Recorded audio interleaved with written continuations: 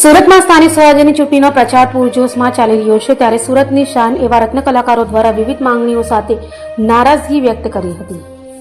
સુરત મહાનગરપાલિકાની સ્થાનિક સ્વરાજ્યની ચૂંટણીમાં રત્ન કલાકારોમાં નારાજગી જોવા મળી હતી। રત્ન કલાકારો દ્વારા જુદી જુદી માંગ કરાઈ છે। રત્ન કલાકાર સહાય યોજનામાં 26,000થી વધુ રત્ન કલાકારોના ફોર્મ ભરાયા હોવાની તો સાથે રત્ન કલાકારો પર વ્યવસાય વેરો નાબૂદ કરવાની માંગ કરાઈ હતી। છેલ્લા અનેક વખતથી રજૂઆત કરાઈ છે પરંતુ કોઈ નિરાકરણ આવતું નથી, જેથી આ વખતે જે રાજકીય પાર્ટી રત્ન કલાકારોને વ્યવસાય વેરો નાબૂદ કરવાની ખાતરી આપશે તેને જ મત આપવામાં આવશે તેમ જણાવ્યું હતું।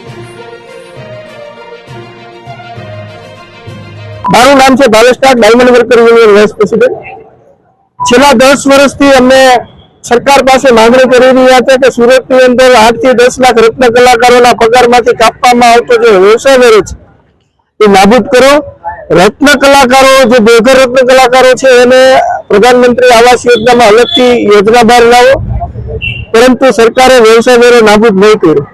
ત્યારે સરકારને અમે એટલી વિનંતી કરીએ છીએ અને આવનારી જે આ સ્થાનિક સ્વરાજની ચૂંટણી છે, સ્થાનિક સ્વરાજની ચૂંટણીની અંદર રત્ન કલાકારોએ મન બનાવી લીધું છે કે જે વ્યવસાય વેરો જે પક્ષ નાબૂદ કરશે એને મત આપશે।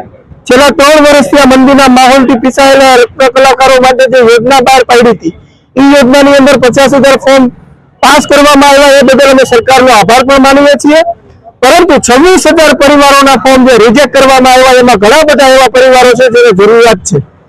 તો જે સરકાર જે પક્ષ વ્યવસાય વેરો નાબૂદ કરશે એ જ એમને મત આપીશું। અને આ સુરતની અંદર 80 રત્ન કલાકારોએ આત્મહત્યા કરી છે એ પણ ભૂલવું ના જોઈએ। તો આ ચૂંટણી છે, સ્થાનિક સ્વરાજની ચૂંટણી છે અને અહીંયા સુરતને રાજકીય એપી સેન્ટર માનવામાં આવે છે।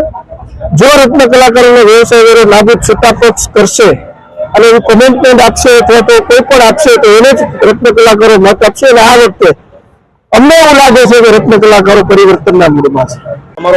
મારું નામ હરિ મહારાજ છે।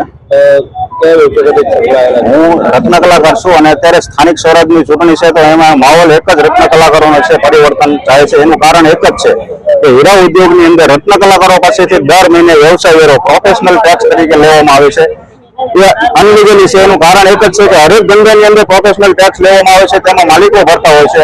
આ હીરા ઉદ્યોગ એક જ એવો છે તેમાં રત્ન કલાકારો પાસેથી લેવામાં આવે છે, તે ગેરકાયદેસર છે। તો મારું એવું કહેવું છે કે જે કોઈ પણ પક્ષ અત્યારે ચૂંટણીનો માહોલ છે ત્યારે જે કોઈ પણ પક્ષ આ 200 રૂપિયા નાબૂદ કરશે તેને જ રત્ન કલાકારો મત આપશે, એવું અત્યારે રત્ન કલાકારો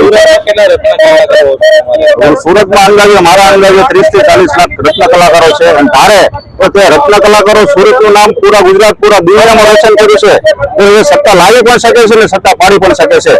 મારું કહેવું એવું છે રત્ન કલાકારો અત્યારે ગુસ્સામાં છે। રત્ન કલાકારો જો 200 રૂપિયા કપાતા બંધ થશે તો જ રત્ન કલાકારો આમાં એક રહેશે, નગર પરિવર્તન ચાહે।